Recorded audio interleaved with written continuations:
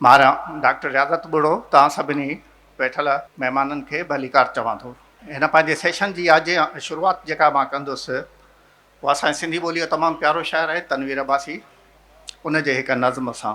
मूं ॾिठो आहियां ॾीओ जो ॿरां थो मां त आहे रोशनी, वक़्तु मुंहिंजी लाट जी ॼर में जली, दूहों बणिजी वियो फिज़ा में जज़्ब थी, मुंहिंजे चइनी तरफ़ मुंहिंजी रोशनी, जंहिंसां हीअ दुनिया चिटी चिलके पई, जे विसामां थो त ऊंदहि ख़ामोशी, का हक़ीक़त नाहे कंहिं बि चीज़ जी, मां सदा बरंदो ई रहंदुसि रोशनी जे लाइ, पंहिंजी ज़िंदगी जे लाइ।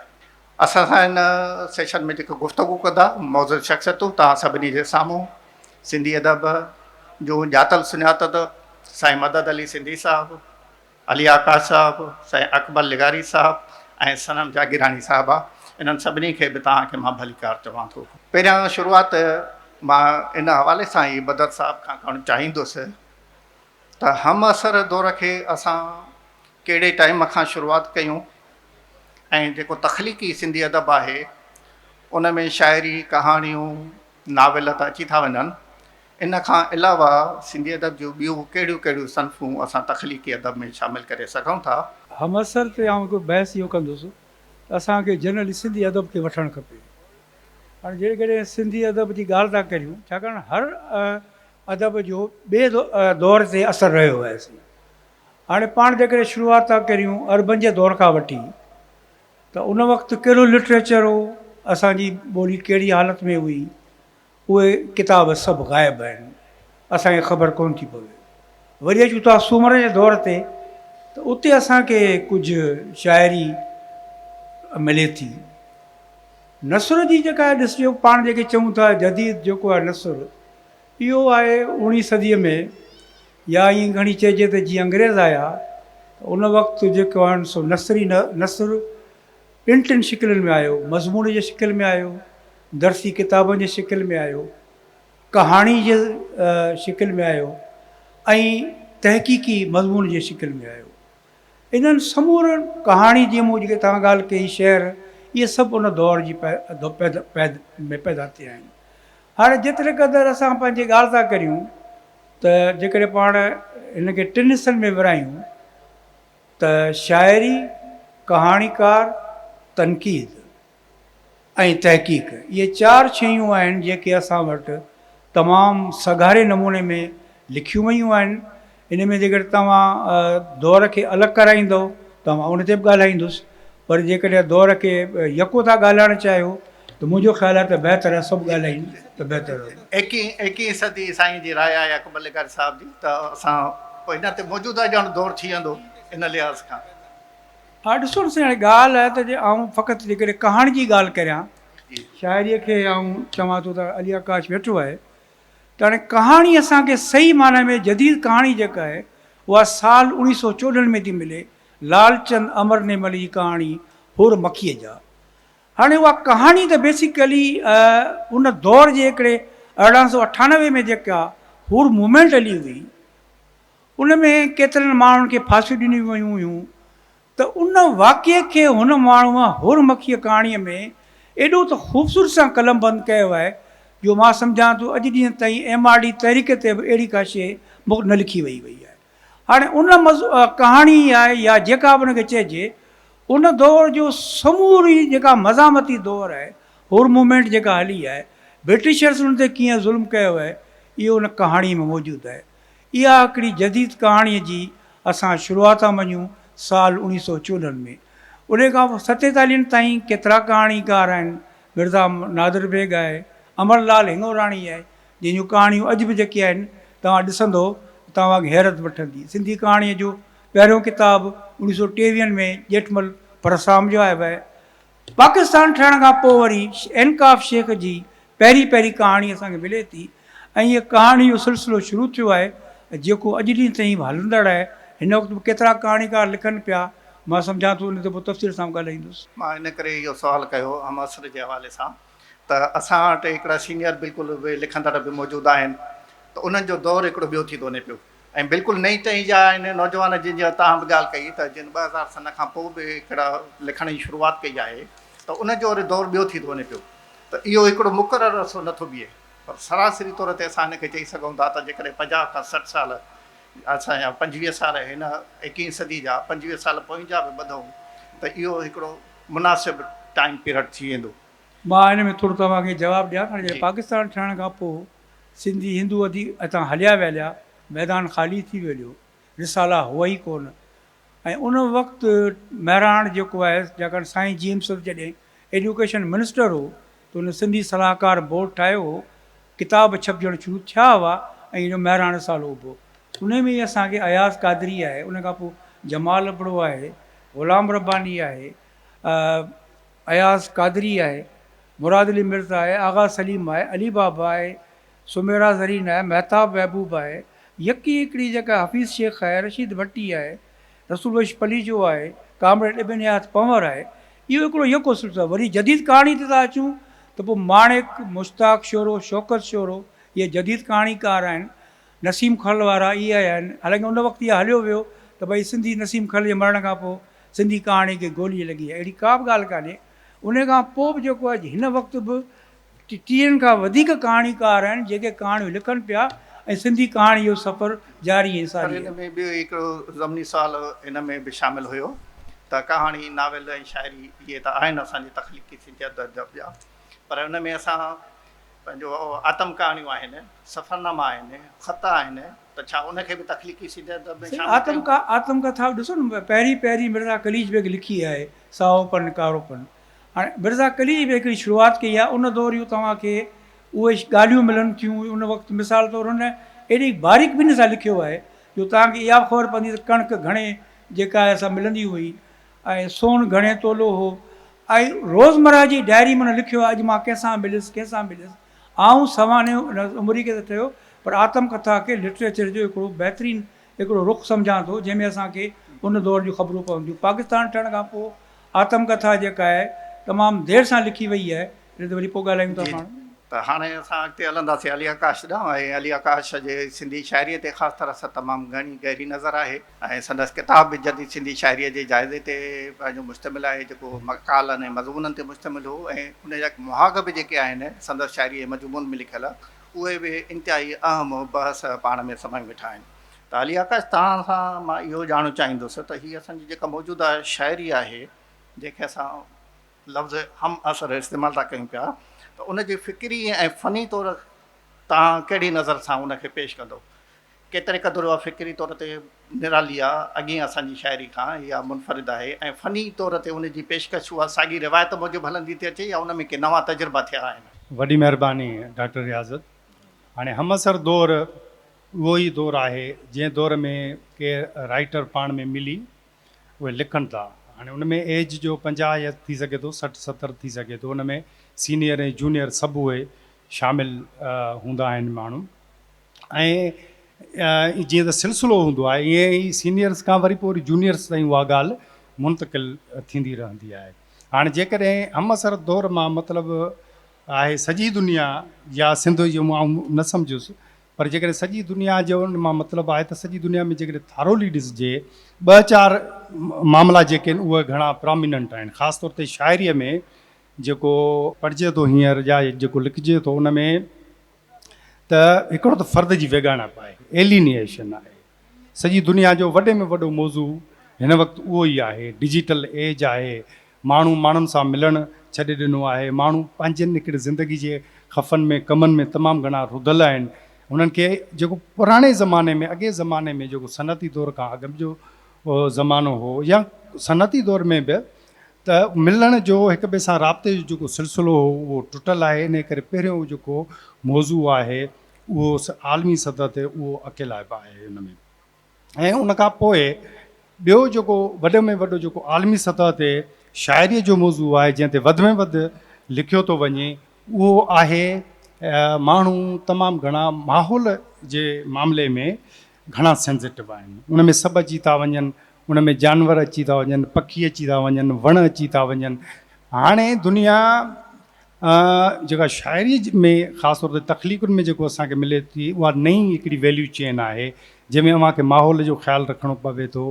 ऐं इहा बिल्कुलु असांजी जेका पोइ इन खां पोइ आउं पंहिंजी असांजी शाइरी में ते अचां थो, सिंधी शाइरी ते, त हिकिड़ो त उहो आहे माण्हू इहो था चवनि त जेका पंहिंजी जेका तख़लीक़ आहे उन सां गॾु असां वणनि जी ॻाल्हि कयूं, फितरत पसंदि हूअं रही आहे, पर हिकिड़े ख़ासि हिकिड़े वैल्यू तौरु माहौल जो जेको मसइलो आहे त उन में शामिलु आहे। ऐं टियों मसइलो जेको आलमी सतह ते शाइरीअ में जेको वधि में वधि उहो पेश कयो थो वञे, उहो सन्फ़ जो मामिलो आहे, जेंडर जो मामिलो आहे, उहो तमामु घणो पेश कयो थो वञे।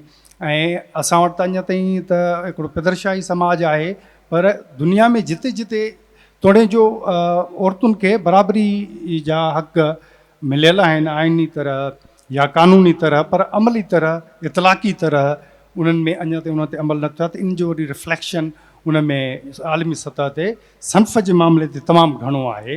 ऐं हींअर जेके तोड़े जो पोस्ट मॉडर्निज़म आहे उन जा तमामु घणा मसइला ॿिया बि हूंदा, पहलू बि हूंदा, पर उन्हनि सां गॾु जेका सन्फ़ जो मसइलो आहे उहो इन खां अॻु वारनि ज़माननि में बि साॻियो, हाणे बि हिकिड़े शदीद नमूने ऐं नए नमूने असां वटि जे साम्हूं आहे।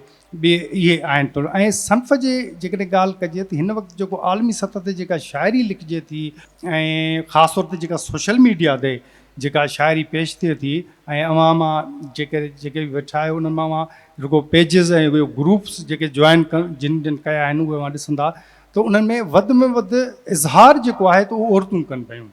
आलमी सतह ते जेकॾहिं हिन वक़्तु जेको तख़लीक़ी अदब आहे ऐं तख़लीक़ी अदब में जेको शाइरीअ वारो भाङो आहे उन में औरतूं तमामु घणियूं आहिनि जेके अॻिते आहिनि ऐं मशहूरु आहिनि। इहो आलमी सतह ते नज़र में असांजी सिंधी शाइरीअ ते अचो। हा, सिंधी शाइरी असांजी ज़ाहिर आहे त एलिनिएटेड न आहे, बिल्कुलु हिकु वेगानी शाइरी न आहे, उहा बि हिकिड़े तसलसुल मां ईंदी गुज़री आहे ऐं पंहिंजो बि उनजो सफ़रु आहे, पर दुनिया जी सतह ते बि उनजो हिकिड़ो लिंक आहे ज़रूरु। पंहिंजे असां वटि जेको शाइरीअ जो जेको सिलसिलो मौजूदु रहियो आहे उहो घणे भाङे उन में जेकॾहिं ॾिसबो फ़िक्र जे ख़्याल खां त उनजो फ़िक्र सूफ़ियाणो रहियो आहे ऐं नासियाणो बि रहियो आहे, ऐं रवादारी ऐं साहब जा जेके वैल्यूज़ आहिनि उनजो हिकिड़ो कोर वैल्यूज़ रहिया आहिनि, या उनजो सेंस हिकिड़ो जोहर उन सिंधी शाइरी जो रहिया आहिनि। पर अॻिते हलंदे जेके दुनिया जी असांजी जेका फ़िक्र जे हिसाब सां जेके इन्हनि खां सवाइ जेके ॻाल्हियूं उन में शामिलु थियूं, उन में मिसाल सेक्युलरिज़म आहे, उन में अक़लियत पसंदी आहे, उन में मादियत पसंदी आहे, ऐं ख़ासि तौर ते जेको मॉडर्निटी वारो जेको ज़मानो हो उन पासे खां बि ऐं लेफ्ट वारे ख़्याल खे जे पासे खां बि उहा जेका फ़िक्री तरह जेके शयूं दाख़िल थियूं त उहे ऐं असांजो जेको ट्रेडिशनल जेको मवादु उन्हनि गॾिजी उनजो हिकिड़ो इम्तिज़ाज असां वटि फ़िक्री तरह मौजूदु रहियो आहे। ऐं उनजो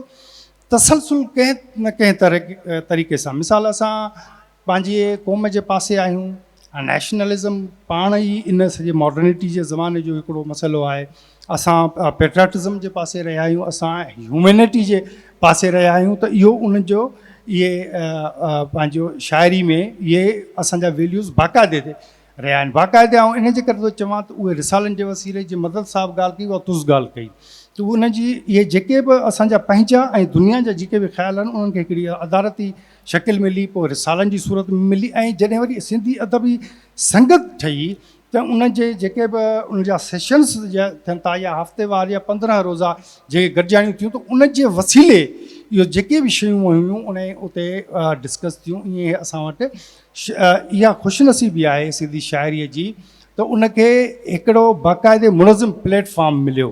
ईअं साॻे रीति कहाणी जे लाइ बि चई सघिजे थो, नाविल असांजी हाणे जदीद ऐं नए दौर जी हिकिड़ी इमरजेंस आहे त उहो हिकिड़ो सफ़र कयो आहे, पर जॾहिं असां इहो सिलसिलो 90s ताईं बरक़रार रहियो, जेके नई सिंधी जो दौरु उनखे चओ, सिंधी शाइरीअ जी जागरता जी पहिरीं लहर चओ, उहा 90s ते इहा ख़तमु थी, त उन खां पोइ हिकिड़ी नज़रियनि जी लात जो जीअं ओवरऑल सॼी दुनिया में जेका लात हुई उहो उनजो हिते बि असरु मुंहिंजो ईअं ई थो चवां त सॼी दुनिया में जेका थी उनजा असर हिते बि पिया। हिते पहिरियों राइटर आज़ादु थियो, ऐं अवां ॾिसंदव त वॾी ॻाल्हि इहा आहे त उन जा असर शाइरीअ जे वरी हयती पासे ते बि उन जे सॼो पूरे स्ट्रक्चर ते बि तमामु घणा पिया। शाइर पाण फ्री थी लिखणु लॻो, उनखे हरू भरू भई जेको पोएं ज़माननि में जेके ॻाल्हियूं हुयूं त बाबा शाइरी में क़ौम परस्ती विझणी आहे ऐं शाइरी में अव्हांखे वतन जो पहलू या इंसान दोस्ती करणी आहे, इहे ख़राबु ॻाल्हियूं न हुयूं। पर शाइर खे जीअं उहा नज़रनि जी लात थी त हिकिड़ो जेको स्पेस जेको पैदा थियो त उन पंहिंजे पाण खे वजूदी तरह ज़बरदस्त नमूने इज़हारियो। पर उन खां पोइ वरी इहे हलंदे हलंदे जेको हींअर जेको सफ़र आहे त हींअर सिंध में जेका सियासत जी जेका लात आहे ऐं ओवरऑल जेका समाजी क़दरुनि जी लात आहे त उनजो रिफ्लेक्शन असां वटि हिन में असांखे शाइरी में बि आहे। हाणे फ़नी तरह बि इहे फ़न जो मामिलो जेको मां पुछियो आहे उहो बि इन सां ई साॻियो ई लाॻापियल आहे। छो त हाणे जेका फ़नी तरबियत जेका सिंधी अदबी संगत मां या माण्हू जेके पंहिंजे ई ख़्याल खां जेके वेही जेके गैदरिंग्स कंदा हुआ, शाइरीअ ते जेके सोचींदा हुआ, या के उस्ताद शाइर हुआ उहे वेही ॿियनि शाइरनि ताईं फ़न मुंतक़िल कंदा हुआ, उहो सिलसिलो नाहे रहियो। अॼु सोशल मीडिया जो दौरु आहे। अॼु शाइरीअ खे हिकिड़ी ॾियारी सम्झो थो वञे त बाबा ॾियारी लॻाइणी आहे। अॼु गज़ल रदीफ़ काफ़ियो मिलाए हितां हुतां जा ख़्याल खणी ऐं मिड़ी उनखे असांखे पेश करिणो आहे। त इहा फ़न जे हिसाब सां उहा इन करे हाणे रुजू नथा कया वञनि उहे इदारो। मिसाल एतिरो अदबी संगत जीअं अॻे उन जूं दस्तूरी गॾिजाणियूं हुयूं, तनक़ीद छंड छाण थींदी त उहा बि लात आहे। फ़नी तौर ते सिंधी शाइरी पोइते थी आहे, कमज़ोर हा। छो त उनजी उहा तनज़ीमी जेका साख़्त जेका बीठल हुई उहा न रही। ऐं हाणे माण्हू हिकिड़े खुले वॾे आज़ादु नमूने बीठो आहे। अॻे कहाणी हुजे, नाविल हुजे या तख़लीक़ जेका बि हुजे, उन ते ॿियनि जी राय वठिबी हुई, ॿियनि जे अॻियां पेश कबी हुई, उनखे सुधारबो हो। ऐं रिसाले जो हूंदो हो त रिसाले जो एडिटर हूंदो हो। त ईअं हिकिड़ो बाक़ाइदे हिकिड़ी शइ वेल स्ट्रक्चर्ड हुई। हाणे ईअं न आहे। हाणे अव्हांजे हथ में फ़ोन आहे, अव्हां जेको कुझु लिखियो अख़बार में पाण आयो, एडिटर बि आयो ऐं ज़िमेवारी आहे अव्हांजी आहे, अव्हां उनखे छपे छॾियो। त तकड़ि तमामु घणी आहे, जंहिंजे करे मयार ऐं मिक़दार जे ख़्याल खां ॾिसबो त मिक़दार तमामु घणो आहे ऐं मयार जे लाइ असांखे सोचणो पवंदो। बहितर आहे पंहिंजो तव्हां सां वधीक गुफ़्तगू ॿिए फेरे में कंदासीं। जेतोणीकि अकबर साहब सां नाविल जे हवाले सां आहे गुफ़्तगू करणी, पर मां चाहियां थो त पहिरियां सनम खां जेको आहे सो पुछां सुवाल। छो त सनम जो बि ख़ुदि नाविल ते ई कमु थियलु आहे, हुनजो किताबु नाविलनि ते अभ्यासनि जो शाया थियलु आहे। त सनम तव्हां खां मां इहो पुछंदुसि त हाणे असां ॾिसूं था त वेझे वक़्त में जेके 20-25 साल गुज़रिया आहिनि त इलाही सातरा नाविल शाया थिया आहिनि सिंधी ॿोलीअ में। ऐं मां इहो ख़ुदि बहस बि हले थो पियो त मिक़दार जे हवाले सां सिंधी में नाविलनि जी कसरत थी आहे ऐं मयार जे लिहाज़ खां ओतिरो नथो अचे। त तव्हांजो इन बारे में तजुर्बो कहिड़ो आहे त केतिरे क़दुरु नाविल वाक़ई बि मयारी तौर ते लिखियो वञे थो सिंधी जो, या उहो मिक़दार उनखे धकु रचायो आहे ऐं उनजी जेका नाविल जी मयार हुअणु घुरिजे, जेका क्वालिटी हुअणु घुरिजे, उहा मुतासिर थी आहे? तव्हांजो जेको सुवालु आहे उहो नाविल जे हवाले सां हिकिड़ो तमामु बहितरीनु सुवालु आहे। अच्छा, असां वटि 80 ऐं 90 जे ॾहाके में, ख़ासि तौर ते 80 या 70 वारे ॾहाके में माना नाविल तमामु घटि शाया थींदा। पर मां उन खां जॾहिं शुरू कंदमि त नाविल उहे मयारी हुया। उहे जेकॾहिं अॼु बि तव्हां कंहिंखां पुछंदव त बहितरीनु नाविल कहिड़ा आहिनि त तव्हांखे उहो ॿुधाईंदो त हमोस्त हुयो या जेके सिराज जा नाविल हुया, मतिलबु उहो नालो खणंदा। अच्छा, उन खां पोइ जो जेको दौरु आयो उन में बिल्कुलु नाविल न लिखियो वियो, तमामु घटि। इन दौर में जेकॾहिं असां 90 वारे ॾहाके में ॾिसूं त महताब महबूब चंद नाविल लिखिया आहिनि, या अली बाबा जो बि शायदि उन ई वक़्त में आयो आहे। त नाविल बिल्कुलु माना सिंधी अदब में वेहिजी वियो ऐं उन वक़्तु उरूज जेको हुयो उहो उनजी शाइरी जी सिंफ़ जो हुयो। त शाइरी तमामु घणे मिक़दार में लिखी पई वञे। उन खां पोइ जॾहिं 2000 वारे दौर खां पोइ नाविल माना लिखजणु शुरू थियो, पर जॾहिं असां हाणे हिन मौजूदा दौर में पढ़ूं था ऐं तव्हां जेको मुंहिंजे किताब जो ज़िक्र कयो उन में बिल्कुलु इहे जेके ताज़ा 5 सालनि में या 10 सालनि में या अञा बि घटि अरसे में नाविल आया आहिनि, उहे जॾहिं असां पढ़ूं था त असांखे लॻे थो त असांजे जेको वॾड़नि जो विरसो आहे, जेके आगा सलीम लिखिया नाविल या सिराज लिखिया या ॿियनि लिखिया, उहो असां ओड़ी रीति संभाले न सघिया आहियूं। मिक़दार बिल्कुलु वधियो आहे। ऐं मां सर अली आकाश जी ॻाल्हि सां बि एग्री कंदमि त असां वटि जीअं शाइरी में मसइलो आहे ईअं नाविल में बि बिल्कुलु मसइलो आहे त जेके असांजा नाविल निगार आहिनि उन्हनि खे जेकॾहिं चयो बि वञे त उहे न फ़न जे पहलू ते गौर था कनि न ई हो वरी फ़िक्री ऐं मौज़ू जे हवाले सां गौर था कनि। सभ खां वॾो मतिलबु मसइलो हुननि जो इहो आहे त हुननि वटि मुताले जी खोट आहे। हू के सुठा आलमी मयार जहिड़ा नाविल नथा पढ़नि ऐं हुननि खे फ़नी जेके नंढियूं वॾियूं ॻाल्हियूं नाविल जूं उन जी बि ख़बर नाहे ऐं हू नाविल ते हिकिड़ो कलम खणी ऐं नाविल लिखनि था। ऐं नाविल तमामु घणे हाणे हिन वक़्तु तव्हां फेसबुक ते बि ॾिसंदा हूंदव अकबर साहब बि लिखंदो आहे या ॿिया बि लिखंदा आहिनि त तमामु घणे मिक़दार में अचनि पिया पर जेको मयार आहे न उहो न आहे। बहरहाल माना सूरत हाल जेका आहे को मायूस कुन न आहे। मतिलबु ईअं असां सम्झूं त मायूस कुन सूरत हाल जीअं हूंदी आहे इन में बि हिकिड़ो उमेद जो पहलू इहो आहे त असां इहो माना उमेद करे सघूं था त जेके कुझु नौजवान उहे बाक़ाइदे संजीदगी सां असांजूं ॻाल्हियूं बि ॿुधंदा आहिनि सलाहूं बि वठंदा आहिनि ऐं ईअं न आहे त को मूंखां सलाहूं वठनि या कंहिंखां। बहरहाल हू असां फेसबुक ते बि जॾहिं रखंदा आहियूं त बाक़ाइदे नाविल खे हिकिड़ी माना संजीदा तौर ते वरितो थो वञे पर पोइ बि मतिलबु असांजा जेके नौजवान आहिनि उन्हनि खे ज़रूरत आहे त उहो इन छो जो नाविल बि हिकिड़ी तमामु ॾुखी सिंफ़ आहे।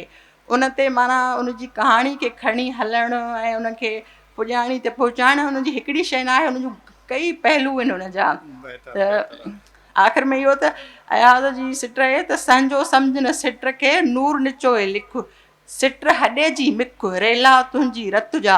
त जेका सिट आहिनि इहा सिट सवली न हूंदी आहे। असांजो नौजवान सिट खे मामूली शइ सम्झी ऐं कागर कारा करे थो छॾे ऐं पोइ उहो दाद जी बि तवक़ो रखनि था पोइ चवनि था त असांजे नाले बि कुझु न चओ त इहे मसइला आहिनि। बहरहाल मां मायूस न आहियां ऐं सुठी ॻाल्हि आहे। नाविल में वाकई सिटुनि जा सिलसिला था थियनि पिया जेके अॻिते हलनि था पिया। सही महिरबानी डॉक्टर जी जी थैंक यू। तव्हां तसलसल सां नाविल पढ़ंदा बि रहिया आहियो ऐं पढ़ण खां पोइ उन जे बारे में लिखंदा बि रहिया आहियो। इहो हिकिड़ो मस्बत रवैयो आहे न त अहिड़ो बि नज़र ईंदो त बिना पढ़ण जे बि नाविलनि जे बारे में लिखियो पइजो कहिड़ी इहो हिकिड़े अलॻि ॻाल्हि आहे। हाणे तख़लीक़ी तौर ते तव्हां सिंधी नाविल खे केतिरे क़दुरु सघारो सम्झो था हिकिड़ी त ॻाल्हि इहा ख़ासि तरह सां जेके वेझे दौर में या 20-25 सालनि में शाया थिया आहिनि। ऐं सिंधी नाविल ते जेकॾहिं अवां तनक़ीद करणु चाहींदो त ख़ासि तनक़ीद तव्हांजी कहिड़ी हूंदी? हमअसर दौर जी जेका पहिरीं तव्हां ॻाल्हि पुछी तंहिंजे करे हमअसर दौर खे दौर हमेशह घणो करे या त कैलेंडर जे हिसाब सां विरहाया वेंदा आहिनि अदब जा दौर या कंहिं इवेंट जे हवाले सां। मिसाल पाकिस्तान खां पोइ फलाणो अदब उर्दू अदब सिंधी अदब पाकिस्तान खां पोइ सिंधी कहाणी हिकिड़ो इवेंट हो पाकिस्तान या वरी कैलेंडर जे हिसाब सां 20 सदी में 19 सदी में 18 सदी में अंग्रेज़ी अदब बि अक्सर ईअं हूंदा आहिनि या वरी कंहिं ख़ासि मखसूस हवाले सां एलिज़ाबेथन पीरियड फलाणो पीरियड विक्टोरियन पीरियड।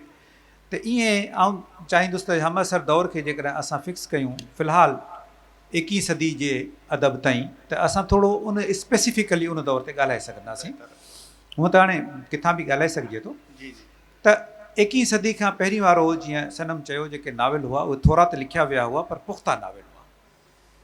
उन वक़्त में कमिटमेंट अदब में तमामु घणी हुई। शाइरी में तोड़े नसर में कमिटमेंट तमामु घणी हुई। उन में शोहरत जो पहलू इंसान आहे शोहरत इंसान खे खपे थी पर शोहरत जो पहलू घटि ऐं कमिटमेंट जो पहलू वधीक हूंदो। हिकिड़ा माण्हू नज़रियनि सां कमिटेड हूंदा हुआ ॿिया अदब सां कमिटेड या ॿोली सां कमिटेड क़ौम सां कमिटेड आवाम सां कमिटमेंट जो दौरु हो। तंहिंजे करे अदब बि हिकिड़ी कमिटमेंट जे हवाले सां उहो लिखियो वेंदो हो। तंहिंजे करे उन में हिकिड़ी पुख़्तगी ईंदी हुई। ॿियो नाविल लिखण जे लाइ माण्हू खे घणो कुझु सोचणो पवंदो। कमिटमेंट में असां ज़िमेवारी बि सम्झूं ज़िमेदारी तमामु वॾी सम्झी वेंदी हुई ऐं उन खां पोइ उहो हिकिड़े फिल्टर थी सीनियर राइटर्स जेके हूंदा हुआ उहे नाविल लिखंदा हुआ। इहो को पाबंदी कोन्हे जूनियर राइटर न लिखे पर चवण जो मतिलबु इहो त पहिरीं उहे अफ़साना लिखी घणो कुझु पढ़ी लिखी मेच्योर थी करे पोइ उहे नाविल लिखंदा हुआ। त उहे नाविल अॼु ताईं बि हलनि पिया असां वटि असां उन्हनि खे पढ़ूं पिया पर उहे नाविल हुआ थोरा। ऐं जीअं अली आकाश साहिबु चयो त जेके नज़रिए जी लाथ थी मिसाल स्पेसिफिकली ॻाल्हाइजे त तरक़ी पसंदि नज़रिए जी जेका लाथ थी त उहो 90 में त इवेंट थी चुको सोवियत यूनियन जो टुटणु पर 10 सालनि ताईं उन नज़रिए जे तहत बि घणो कुझु लिखियो पियो वियो पर पोइ सिलो सिलो सिलो सिलो पोइ पुराणी जेका जनरेशन हुई उन मां कोई 2-4 माण्हू ई रहिया जिन कंटिन्यू कयो लिखण खे। बाक़ी पोइ 2000 खां पोइ तक़रीबन 90% 95% राइटर जेके आहिनि नाविल जी दुनिया में या फिक्शन जी दुनिया में नवां दाख़िल थिया आहिनि। नवां दाख़िल थींदड़ जेके राइटर आहिनि उन्हनि वटि कमिटमेंट जी उहा लेवल न आहे, ज़िमेदारी जी उहा लेवल न आहे। शोहरत वारो अंसर कुझु वधीक थी वियो ऐं उन शोहरत वारे अंसर खे वरी वधायो फेसबुक। 2007-08 खां पोइ शोहरत वारो अंसर जी जेका गिराफ़ आहे या लीक आहे इहा तमामु मथे पई वञे। शाइर जे लाइ त सवलो आहे, शाइर हिकिड़ो गज़ल लिखी उन ॾींहं ते ई पोस्ट करे थो ऐं उन ॾींहं ते उनखे शोहरत मिली वञे थी। हाणे नाविल निगार 3 साल इंतज़ारु कीअं करे, 3 साल इंतज़ारु करे पोइ नाविल अचे, पोइ शोहरत मिले न मिले। तंहिंजे करे कमु अहिड़ो कजे जेको जल्द खां जल्द शोहरत मिले। हाणे हिकिड़े नाविल निगार पंहिंजे प्रीफेस में लिखियो आहे त मूं हीउ नाविल 20 ॾींहंनि में पूरो कयो। 20 ॾींहंनि में बि को नाविल लिखिबो आहे छा? 20 ॾींहंनि में त माण्हू पंहिंजे नाविल खे ई पाण ई रिव्यू नथो करे सघे, त 20 ॾींहंनि में नाविल कीअं लिखिबो? ईअं बग़ैर कमिटमेंट जे नाविल लिखजण शुरू थिया। पोइ नतीजो इहो थियो ऐं यंगस्टर्स घणा आया नाविल लिखण में। सुठी ॻाल्हि बि आहे, इनखे डिस्करेज न कजे। त पोइ ऐं ॿियो असां वटि 2 शयुनि जी शदीद खोट, हिकिड़ो तनक़ीद जी खोट, ॿियो एडिटिंग जी खोट। अली आकाश जंहिंजे लाइ चई चुको त असां वटि फिक्शन जा एडिटर आहिनि ई कोन। रिसाला बि बंदि थी विया। हाल रिसालनि में त नाविल छपे ई कोन हुआ न। किश्तवार जेको नाविल छपो उनखे एडिट छा कंदो एडिटर? वधि में वधि ॿोली एडिट कंदो, हुनजे तसलसुल खे एडिट कोन करे सघंदो। तंहिंजे करे जेको नाविल जो एडिटर असां वटि अञा ताईं पैदा कोन थियो आहे। पर मूंखे उमेदु आहे त अली आकाश खे जेकॾहिं पब्लिशर राब्तो कनि त अली आकाश जहिड़ो एडिटर नाविल में या कंहिं बि फील्ड में कोन मिलंदो। रियली स्पीकिंग, जेकॾहिं कॾहिं ज़िंदगी में मूं नाविल लिखियो त अली आकाश खां एडिट कराईंदुसि, पर कोन लिखंदुसि मुंहिंजे ख़्याल में। अहिड़ा माण्हू असां वटि आहिनि ई कोन। आहिनि थोरा अली आकाश जहिड़ा माण्हू जेके इन लेवल जा माण्हू हुजनि, जेके शइ खे सम्झनि बि ऐं कमिटमेंट सां बि कमु कनि। तमामु घटि माण्हू आहिनि अहिड़ा। एडिटर असां वटि आहे कोन को। नक़ाद बि असां वटि कोन्हे को। जेकॾहिं असां लिखूं था नाविल ते तनक़ीद का शइ लिखूं था त घणो करे त कुझु नाविल निगारनि खे छॾे घणो करे त ख़ुदि नाविल निगार जो रिबूटल अचे थो। हालांकि रिबूटल ॾिबो ई न आहे तनक़ीद जो। रिबूटल सिर्फ़ु इल्ज़ाम जो ॾिबो आहे। जेकॾहिं केरु इल्ज़ाम हणे त भई तो चोरी कई आहे, उनजो जवाबु ॾिबो। पर जेकॾहिं हुन ते को ऑब्जेक्टिव तनक़ीद हुजे त उन तनक़ीद जो जवाबु उसूली तौर ते पूरी दुनिया में किथे बि कोन ॾिनो वेंदो आहे। पर हिते उन ॾींहं ते वज़ाहत कंदो आहे लेखक, न न न मूं हीअं कयो आहे।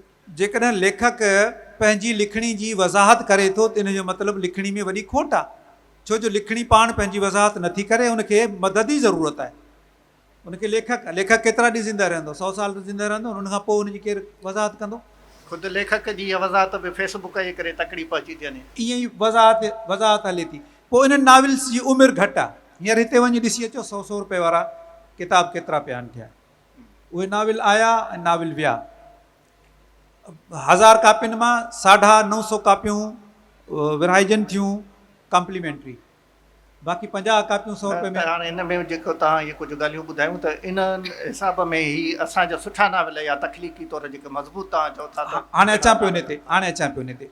हाणे 2000 खां पोइ हेसी ताईं सरासरी तौर ते 8 खां 10 नाविल पढ़जी रहिया आहिनि। 2023 में 25 नाविल छपिया आहिनि। त कंहिं साल में 2 नाविल बि छपिया आहिनि। 2016 में 16 नाविल या 15 नाविल छपिया हुआ। ईअं सरासरी तौर ते असां ॾिसूं त 10 नाविल जेकॾहिं साल में जेकॾहिं कयूं त 25 सालनि में 250 नाविल छपिजी चुका आहिनि। 250 नाविलनि जो तव्हां 10% जेकॾहिं कढंदव त उहे नाविल विचोले लेवल जा या बहितर नाविल आहिनि। ऐं 10% नाविलनि खे बहितर नाविल सम्झां थो। टॉप जा नथो चवां, 10% बहितर नाविल चवां थो। बाक़ी 90% नाविल जेके आहिनि उहे रद्दी में हलाइण जहिड़ा आहिनि। 90% नाविल रद्दी में हलाइण जहिड़ा। ऐं ज़िमेदारी सां चवां थो। ऐं टाइम कोन्हे को जे न त पोइ आउं तव्हांखे 10 रीज़न उन्हनि जा ॿुधाए सघां थो। मोटा रीज़न तव्हांखे ॿुधायां थो कहिड़ा कहिड़ा आहिनि जिन जे करे असांजो नाविल फेल पियो थिए। बिल्कुलु, छो त आहे असांजो सेशन तनक़ीद जे हवाले सां आहे। हिकिड़ी ॻाल्हि इहा त जेके इंग्रीडियंट्स नाविल जा थियनि था उन में हिकिड़ो मेन इंग्रीडियंट जेको नाविल जो हूंदो आहे उहो आहे क्राइसिस। नाविल में क्राइसिस ज़रूरी आहे। जेकॾहिं नाविल में क्राइसिस न आहे त उहो नाविल आहे ई कोन। उहा का ॿी शइ आहे, को सफ़रनामो आहे, यादगिरियूं आहिनि, उनखे कुझु ॿियो चओ। मूं वेझड़ाई में नाला नथो खणा, पर अहिड़ा नाविल बि पढ़िया आहिनि जंहिंमें सॼे नाविल में को क्राइसिस ई कोन्हे। जीअं रुगो ख़बरूं कचहरी थी वई, नाविल पूरो थी वियो, नो क्राइसिस एट ऑल। यानी उन राइटर खे ख़बर ई कोन्हे त क्राइसिस खपे, क्राइसिस खां सवाइ नाविल न थींदो आहे। माना बुनियादी घुर्ज इहा बुनियादी घुर्ज आहे नाविल जी क्राइसिस। कॉन्फ्लिक्ट थिए न, कॉन्फ्लिक्ट न थींदो त किथां नाविल अॻिते कहाणी किथां हलंदो। बाक़ी त पोइ कचहरी आहे न, कचहरी करे छॾियो, कॉन्फ्लिक्ट ई कोन्हनि के केतिरनि नाविलनि में। ॿियो मसइलो आहे वर्सीमिलिट्यूड जो। वर्सीमिलिट्यूड जो मतिलबु आहे उहा शयूं जेके हक़ीक़तूं लॻनि, हक़ीक़तूं न हुजनि भले, पर उहा शयूं हक़ीक़त त लॻे, टाइम एंड स्पेस जो ख़्यालु त हुजे। हिकिड़ो माण्हू अहिड़ी ॻाल्हि करे हक़ीक़ी रियलिस्ट नाविल लिखण में जेका गैर हक़ीक़ी लॻे। वर्सीमिलिट्यूड जो बि वॾो मसइलो आहे असांजे नाविलनि में। एडिटिंग जो तमामु वॾो मसइलो आहे असांजे नाविल में। ॿियो तकड़ एतिरी आहे जो 100-125 पेजिस जो नाविल लिखी उनखे नाविल चओ। उहो नाविल कोन्हे, उहो नावलेट आहे। महिरबानी करे भला उन ते नावलेट त लिखो। नावलेट बि नथा लिखनि, उन ते लिखनि बि नाविल था। 100-125 पेजिस जो सिंधी नाविल मूं 2 महीना पहिरीं सभु नाविल वठी आयुसि। मूं 10 नाविल 10 ॾींहंनि में पढ़िया। रोज़ु मुंहिंजो हिकिड़ो नाविल आउं पढ़ंदो हुउसि, ऐं उनखां पोइ वरी कुझु ॿियो पढ़ंदो हुउसि, अंग्रेज़ी या उर्दू बि पढ़ंदो हुउसि। हिकिड़ो सिंधी नाविल प्लस ॿियो कुझु मुतालियो बि आउं कंदो हुउसि। यानी हिकिड़े ॾींहं में हिकिड़ो नाविल पियो ख़तमु थिए। हीउ कहिड़ो नाविल आहे? यानी उन में का स्ट्रेंथ ई कोन्हे, को सोचण ते मजबूरी नथो करे। नाविल बीहारे नथो पंहिंजनि ख़्यालनि ऐं मौज़ूअनि ते जेके कुझु कंहिं जॻह ते ख़ुदि तड़ तकड़ में हल नाविल पूरो थी वियो। नंढड़ो को क्राइसिस खयो, नंढड़ी का ॻाल्हि खई, ऐं वरी हिकिड़ो सैलाब आयो आहे वर्सिटी नाविलनि जो, जंहिंखे कैंपस नाविल बि चयो वञे थो। सभु हिक ॿिए जी कापी। शाइरी में बि हिकु दफ़ो मूं ॾिठो कुझु वक़्तु त हिक ॿिए जी शाइर कापी पिया कनि, साॻिया साॻिया ख़्याल भले कनि। नाविल में बि इहा शइ अची वई। हिकिड़ो नाविल पढ़ी छॾियो, माना 10 नाविल पढ़ी छॾिया तव्हां। माना मौज़ूअनि जी बि खोट आहे असां वटि नाविलनि में, इन लिहाज़ खां। हालांकि थीम जेको आहे न, नाविल जा थीम आहिनि हज़ारे, हिकु थीम न आहे। 500 थीम तव्हां रुगो किथे कंहिं नाविल जे कंहिं तनक़ीदी कंहिं वॾे किताब में ॿुधाए त उहे ई ॿुधाईंदा तव्हांखे त हीअ थीम आहिनि जिन ते दुनिया में नाविल लिखिया विया आहिनि। थीम जी त खोट ई कान्हे का, कंहिं थीम ते लिखिजे। लेकिन हिकिड़ी जेका बुनियादी शइ आऊं चवां थो, जेका असांजे नाविल निगार में खोट आहे, उहा इहा आहे त तख़लीक़ थींदी आहे दर्द मां, उदासी मां, वैरानी मां। अंदरि जेसिताईं लेखक जो वैरान न आहे न, लेखक लिखी कोन सघंदो। तख़लीक़ हिकिड़ी थर जहिड़ी वैरानी हुजे, उन मां पैदा थींदी आहे। तकलीफ़ मां, ख़ुशियुनि मां तकलीफ़ पैदा कोन थींदी आहे। इन दर्द ऐं इन पीड़ा मां असांजो उहो नौजवान राइटर नाविल निगार गुज़रे ई नथो। उहो गुज़रे नथो त उहा तकलीफ़ असां ताईं पहुचंदी कीअं?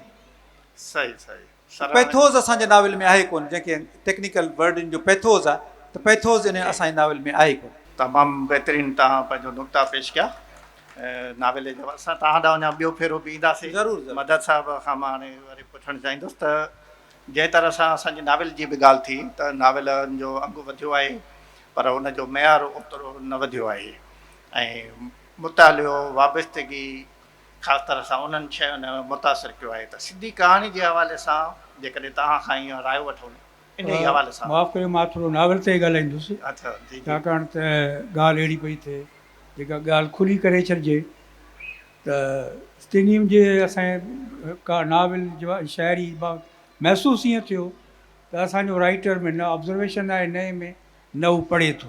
ठीकु आहे। हाणे ॿी ॻाल्हि जेका तव्हां हिते अधी ॻाल्हि कई त सिंधीअ में जेको चओ था त पहिरियों नाविल जेको आहे उहो अली बाबा जो अली मोहन जो दड़ो जेको रूरियाण में 1966 में किश्तवाड़ शाये थियो। उन खां पोइ सुतत आगा सलीम जो ऊंधाई धरती रोशनत, उहो बि किश्तवाड़ छपियो सुहिणीअ में। हाणे इहे 2 अहिड़ा नाविल आहिनि जेके अॼु ॾींहं ताईं असां सिंधी अदब जा शाहकार नाविल था चऊं। आगा सलीम जो नाविल इन करे घणो मशहूरु थी वियो जो हुन वटि ग्रुप हो, सुहिणी रिसालो हो, वॾा वारा अदीबनि सां गॾु हुआ। अली बाबा असां जहिड़ो हिकिड़ो मौलाई माण्हू, ग़रीब माण्हू, उहो नाविल ई कोन छपराए सघियो। यानी जंहिं मोहन जो दड़ो कोन ॾिठो, पर उनजो नाविल मोहन जो दड़ो अॼु बि ताईं पढ़ंदो त तव्हां हैरत में अची वेंदो त हुन माण्हू जी केॾी ऑब्ज़र्वेशन हुई ऐं केॾी सोच हुई ऐं केॾी क़ौमी सोच हुई। इहो अली बाबा हो, पर उहो नाविल छाकाणि त पोइ ते रहिजी वियो। सिराज जो नाविल आहे पढ़ाॾो सोई सॾु। हाणे इहे अहिड़ा नाविल आहिनि जंहिंजो पाण ज़िक्र पिया करियूं। हाणे उन वक़्तु रिसाला हुआ, असीं खुली ॻाल्हायूं न, आख़िर उहे इदारा जिन खे ग्रांटूं थियूं मिलनि उन्हनि जा रिसालो छो थो निकिरे? मराण रिसालो टिमाही हूंदो हो, मौलाना ग़ुलाम मोहम्मद गिरामी जहिड़ो अदीब, इमदाद हुसैनी जहिड़ो अदीब। नई ज़िंदगी रिसाले में मौलाना अब्दुल वाहिद सिंधी, शमशेर हैदरी, रूह रियाण में हमीद सिंधी, सोणीअ में तारिक अशरफ। यानी त जॾहिं कहाणी बि छपजंदी हुई, जेको तव्हां बि ॻाल्हि कई, नाविल छपजंदो हो त हुनजी राया ईंदा हुआ, पोइ उहो राइटर महसूसु कंदो त हिननि शयुनि में छा आहे। हाणे जॾहिं रिसाला ई कोन्हनि, उहे इदारा ई ख़ामोश आहिनि, जिन खे करोड़नि जूं ग्रांटूं मिलनि थियूं, उहे कुझु कोन पिया कनि, त पोइ छा करे राइटर जेको लिखे थो पंहिंजो नाविल छपाराए छॾे। यानी त न हुनखे बैकग्राउंड जी ख़बर आहे, न हुनखे ऑब्ज़र्वेशन आहे। मिसाल तौरु कंहिं शख़्स ते थो लिखे त नाविल त ॾिसो न, उर्दूअ में ॾिसो, आका दरिया अॼु बि शाहकार नाविल आहे। अब्दुल्ला हुसैन जो उदास नस्ल अॼु बि आहे, नाविल अॼु बि बहितरीनु आहे। अञा ताज़ो 5 साल कितने चांद थे सरे आसमान पर, शमसुद्दीन फारूकीअ जो, जेको हिकिड़ो 800 सुफ़नि जो नाविल आहे। हाणे इहे त अहिड़ा आहिनि जिन खे बाक़ाइदे जेका आहे असां मञता मिली आहे। असां वटि जीअं साईं अकबर साहिबु ॻाल्हि पियो करे 100 पेजनि जो नाविल, हाणे हू लिखे बि पाण, छपराए बि पाण, 250 कापियूं छपियूं, कुझु विरायूं ऐं कुझु ख़तमु थी वयूं। पर जेकॾहिं इदारा हुजनि ऐं एडिट थियनि न, ऑक्सफोर्ड जो किताबु अॼु बि महांगो आहे, संगमील जो किताबु इन करे महांगो आहे जो उहो एडिट था कराइनि। असां वटि एडिट जो रवाज ई कोन्हे। कंहिं ज़माने में सिंधी बोर्ड हो त जेको हुनखे किताबु ॾिबो उहो एडिट लाइ वेंदो हो मुख़्तलिफ़ माण्हुनि वटि, ऐं पोइ किताबु शाये थींदो हो। रिसाले में माण्हुनि जूं कहाणियूं शाये थींदियूं हुयूं, शाइरी शाये थींदी हुई। शेख हयात ख़ुदि पाण जेको आहे 1955 में जॾहिं जोया साहिबु महिराण कढियो त शेख हयात उन में शाये थियो आहे। त हासिल मक़सदु इहो त अहिड़ा इदारा जिन खे सरकारी ग्रांटूं मिलनि थियूं, ऐं नालो कोन थो वठां, नालो थो वठां त पोइ हुननि खे वरी कावड़ थी वठे, फ़ोन था कनि। बाबा ताईं रिसालो कढो न, तव्हां किताब कढो न। अली आकाश पंहिंजे पैसनि सां छो किताबु छपाए? इदारनि जो कमु आहे। कल्चर डिपार्टमेंट छो छपाए? कल्चर डिपार्टमेंट जो कमु त कोन्हे। इहो त उहे इदारा आहिनि जिन खे ग्रांट मिले थी ऐं उहे किताब छपीनि, उन्हनि खे पैसा मिलनि, कहाणी छपे। उन ज़माने में नई ज़िंदगी 20-15 रुपया ॾींदा हुआ, यानी 15 रुपए जी क़ीमत त कोन्हे, पर राइटर खे पैसा मिलंदा हुआ। अदबी बोर्ड रॉयल्टी ॾींदो हो अखरनि जे हिसाब सां। यानी त लिखे बि पाण, छपराए बि पाण, वरी विकिणे बि पाण। विकिणी त कोन थो सघे, मुफ़्त थो विराए। अहिड़े क़हतुल जाल में माण्हू छा करे? आउं सम्झां थो इहो अहिड़ो ख़तरनाक मौज़ू आहे जिते असीं ॻाल्हाईंदे थोरो हिबकूं बि था, पर ॻाल्हाइणु खपे असांखे त इहो सिलसिलो केसीं ताईं हलंदो रहंदो, केसीं ताईं माण्हू पंहिंजा नाविल ऐं कहाणी शाइरियूं छपराए ईअं विराईंदा रहंदा। इहो त ख़ुदि ॿोलीअ में नुक़सानु पियो थिए। आउं सम्झां थो त हिन ते असांखे ख़ुदि हिकिड़ो खुली ॻाल्हाइणु खपे। हाणे तव्हां भले सवाल कयो। सर, तव्हां इहो हिकिड़ो अहम पासो पंहिंजो हिते पेश कयो आहे, पर इहो आहे रिसालनि या इदारनि जे कम ऐं किरत जे हवाले सां। हिन में जेका मुंहिंजे ख़्याल त जेका अकबर साहिबु ॻाल्हि कई त उहा कई उन मयार ऐं वाबस्तगी जे हवाले सां। त जेको नाविल लिखे थो पियो त उहो ओतिरो मुतालो नथो करे पियो ऐं ओतिरी जेतिरी महिनत उनखे नाविल ते करणु घुरिजे। डॉक्टर साहिबु, ऑब्जर्वेशन ज़रूरी आहे। कुरतुल हैदर जॾहिं सीता हरण नाविल ते लिखियो त उन खैपुर खां वठी ठटे ताईं सिंध जो सफ़र कयो आहे, ऐं पोइ हुन सिंधी छोकिरी सीता मीरचंदाणी जी ज़िंदगी ते नाविल लिखियो आहे। सवाइ ऑब्जर्वेशन जे, सवाइ जेका तव्हां वटि जेकॾहिं ख़बर न हूंदी त हीअ राति आहे या ॾींहुं आहे, माण्हू किथां लिखी सघंदो? उन लाइ ऑब्जर्वेशन ज़रूरी आहे। अली आकाश, त हाणे बसि इहा असांजो ॼण सिलसिलो हाणे तकमील ॾांहुं वधे थो पियो ऐं महदूद टाइम आहे ऐं उनखे बि अञा बि थोरो महदूद कयो वियो आहे। त हाणे तव्हां सां मां ख़ासि तरह सां इहो ॼाणणु चाहींदुसि त हिन वक़्तु असांजी जेका सिंधी शाइरी आहे, तव्हां हुन जा क़दुर बि ॿुधाया, आलिमी तौर ते कहिड़ी सूरत हाल आहे, मौजूदा वक़्त में बि ख़ासि तरह सां फ़नी तौर ते शाइरी पोइते थी आहे।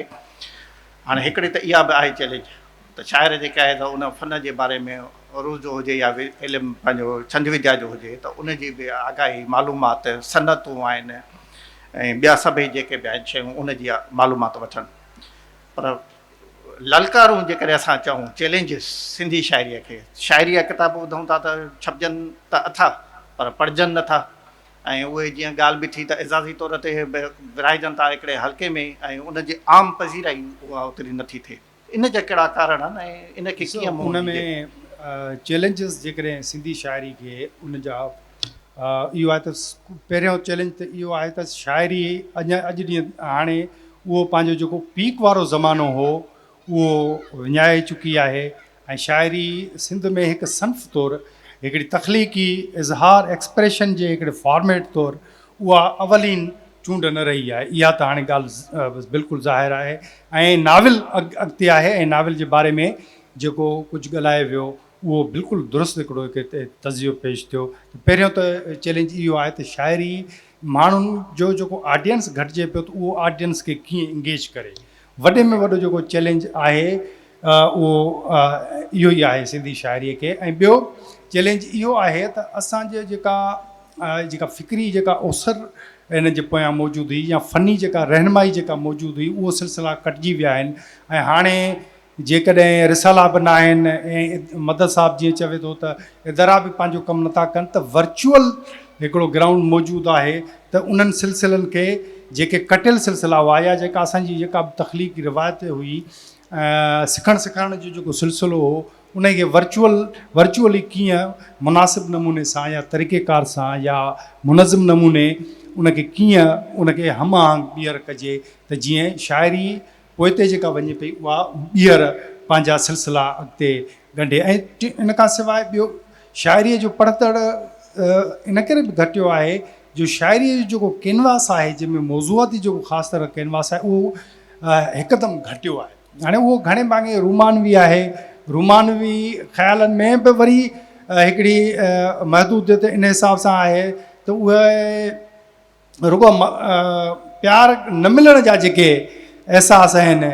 उहे तमामु उन में उहे इहे घणा आहिनि। इहे त उहा उन जो जेको कंटेंट आहे न आसूदगी जेका आहे रुमानवी उहा ई उन जे ऑडियंस खे घटायो आहे। हिन में इहो बि हिकिड़ो पंहिंजी जाइ ते उन जे लाइ तमामु घणो हिकिड़ो वॾो चैलेंज आहे। ऐं इन खां सवाइ चैलेंज इहो बि आहे त असां जेको तज़ियो करे आयासीं त हिकिड़ी नज़रियाती जेका लात थी उन लात खे असां इंजॉय त कयो ऐं हिकिड़ो पंहिंजो स्पेस त वलारियो, असां नज़्म ॿीहर लिखियो, उते आज़ादु नज़्म लिखियो, असां उनखे पाण खे एक्सप्रेस करियो। पर उन खां पोइ असांजा जेको सॼी दुनिया मिसाल पोस्ट मॉडर्निज़म आहे ऐं त अॼु ॾींहं ताईं असां वटि डिस्कस ई न थियो। पोस्ट मॉडर्निज़म यूरोप में ऐं सॼी दुनिया में 60 खां पोइ जेको उन ते डिस्कशन शुरू थी वियो। इहे जेके बि वॾा नज़रिया डेरिडा फूको वग़ैरह इन्हनि जी ॻाल्हियूं कनि था, इहो 60s खां वठी सिलसिलो पियो हले। उन में हीअ नज़रियात जी लात खे जी अयाशी करण खां पोइ जॾहिं असां पोइ नए ज़माने में ऐं हिन जेको 21वीं सदी जंहिंखे पाण चऊं था घड़ियासूं, त हीअ रिसेंटली हिकिड़े डेकेड जी ॻाल्हि आहे। अकबर साहब वेठो आहे, असांजा ॿिया कुझु दोस्त हमअसर दोस्त आहिनि जिन बाक़ाइदे न रुगो उन्हनि खे पढ़ियो, उन्हनि खे प्रेज़ेंट कयो पोस्ट मॉडर्न वैल्यूज़ खे उन्हनि खे, त उन्हनि सां गंढिजण बि हिकिड़ी ललकार आहे अदब खे। ऐं हिकिड़ी आख़िरी ॻाल्हि करियां त जेका वैल्यू चेन आहे आलमी सतह ते, ॾिसो अव्हां वटि इहा आहे त अव्हांजी जमालियात बि अञा ताईं अव्हांजी बीठी आहे 16-17 सदी में न। अव्हांजी अखि भालो आहे, उन में तीर वग़ैरह इहे जेके बि जंगी जमालियात हुई पुराणे ज़माने में जेके वेड़ जा तरीक़ा हुआ उहे शाइरी में पेश कया, त अव्हांजी जमालियात बि अञा रिफाइन न थी सघी आहे। इहो वॾो उहो आहे ऐं उनखे हमअसर दौर जी जमालियात हाणे माण्हू ॾाढा नाज़ुक नफ़ीस आहिनि, नए नमूने सां ॾिसनि था। इहो तमामु वॾो चैलेंज आहे। ऐं आख़िरी सिर्फ़ु हिकिड़े जुमिले में ॻाल्हि थो करियां त सॼो सिंधी तख़लीक़ी अदब नाविल कहाणी शाइरी उहो रस्टिक आहे, उहो ॿाहिराड़ियुनि जे पस मंज़र में लिखियलु आहे। पर सिंध जा शहर बि आहिनि, उते नौजवान छोकिरा छोकिरियूं बि आहिनि, उहे नए ज़माने में नए नमूने सां प्यारु कनि था, उथनि वेहनि था। त उहो जो उनजो न हुजण बि हिकिड़ो वॾो चैलेंज आहे, जंहिंजे करे तख़लीक़ी अदब ॾांहुं जो ऑडियंस घटिजे पियो, छो त शहरी अर्बनाइज़ेशन वधे पई। सो इहे आहिनि चैलेंजिस ऐं वक़्तु घटि आहे जीअं मां चयो था। बिल्कुलु वक़्तु असांजो पूरो ॼाण त थी चुको आहे। अकबर साहिबु, तव्हां हिकिड़ी हाणे वेझड़ में पोस्ट शेयर कई फेसबुक ते 100 नाविलनि जी, ॾाढी मशहूरु बि थी। उन में सिंधी नाविल बि हुआ, उर्दू बि हुया, अंग्रेज़ी बि हुया। त इहे नाविल ज़रूरु नाविल लिखंदड़नि खे या नाविल नवीसनि खे पढ़णु घुरिजनि। हाणे उन में उर्दू ऐं अंग्रेज़ी खे छॾे सिंधी नावलनि जे हवाले सां त उन में तव्हां इहो नावलनि जी जेका चूंड कई कहिड़ी नुक़्ते नज़र खां कई? इहे नाविल हिकु त इहे ज़रे घटि सभु जा सभु नाविल मूं वटि आहिनि ऐं मुंहिंजा पढ़ियल बि आहिनि ऐं जेको बि गुज़िरियल ज़रे घटि 100 साल जा नाविल आहिनि उहे मुंहिंजी नज़र में आहिनि त मूं जेके क्लासिक नाविल आहे असांजो आगा सलीम माणिक या असांजा पंहिंजो सिराज साहब वारा उहे मूं थोरा ई ॾिना आहिनि हुन में क्लासिक नाविल। वधीक नाविल मूं हिन 21 सदी जा ॾिना आहिनि। उन्हनि में जेके बहितर नाविल आहिनि मूं ईअं कोन चयो आहे टॉप जा नाविल आहिनि बहितरीनु नाविल आहिनि ही ज़रूरु पढ़णु खपनि। मूं उन्हनि में ॾिठो आहे त कुझु बहितर नाविल आहिनि कुझु विचोला नाविल आहिनि कुझु अञा हिन में 2-3 नाविल अहिड़ा बि आहिनि जेके बिल्कुलु कसा नाविल आहिनि उहे बि मूं ॼाणी वाणी लिखिया आहिनि ताकी माण्हू खे इहा बि ख़बर पवे त कसो नाविल छा खे चइबो आहे। पढ़ण महिल हिकिड़ो अंदाज़ो थी वेंदो आहे। ऐं हिकिड़ो मुंहिंजो मज़मून आहे तयारी हेठि उन में इहो बि आउं लिखणु चाहियां थो त बेकार नाविल कीअं लिखिजे सुठो नाविल कीअं लिखिजे न बेकार नाविल कीअं लिखिजे लिखणु घुरिजे। हा हा बेकार नाविल कीअं लिखिजे। हिकिड़ो माण्हू चवे थो भई ईअं हूंदा अथव माण्हू दुनिया में अहिड़ा बेवकूफ़ माण्हू केतिरी इन क़िस्म जी शयूं लिखंदा आहिनि त भई फलाणो माण्हू जेको बिठड़े खां बिठड़ो माण्हू फलाणो आहे इन ते वरी वॾा वॾा एवॉर्ड मिलंदा आहिनि। सो बेकार खां बेकार सिंधी नाविल जो बि हिकिड़ो एवॉर्ड हुजणु खपे त बेकार नाविल चइबो छा खे आहे। त इहा मुंहिंजी पर्सनल ते लिस्ट आहे पर इहा हथमी लिस्ट कान्हे को माण्हू पंहिंजी लिस्ट पाण बि ठाहे सघे थो। जी सर हाणे ॻाल्हियूं त अणखुटे न अञा इलाही ॻाल्हियूं रहियूं बि पियूं मुख़्तसिर वक़्त में त एतिरो ई ॻाल्हाए सघिजे महदूद टाइम ऐं सनम खां बि मौज़ूलियत कंदासीं 2 भेरा हेॾां अची असांखे करे चुको आहे। सो तव्हां सभिनी जी सर मदद अली सिंधी साहिबु साईं अली अकाद साहिबु अकबर लेगारी साहिबु ऐं सनम जागिरानी साहिबा हिकिड़े यकीन तौर ते हीअ हिकिड़ी गुफ़्तगू जी शुरूआति आहे तनक़ीदी हवाले सां त असांजो नाविल असांजी कहाणी ऐं असांजी शाइरी ख़ासि तरह सां असांजी गुफ़्तगू इन्हनि 3 सनफ़ुनि ते रही जेतोणीकि ॿियूं बि सनफ़ूं आहिनि जिन जो थोरा असां नाला खयासीं मदद साहिब खां बि पुछियासीं हुनजा उमेद आहे त हिन ते वरी आईंदा ईंदड़ भेरे ज़रूरु गॾु हूंदासीं। महिरबानी साथ सलामत।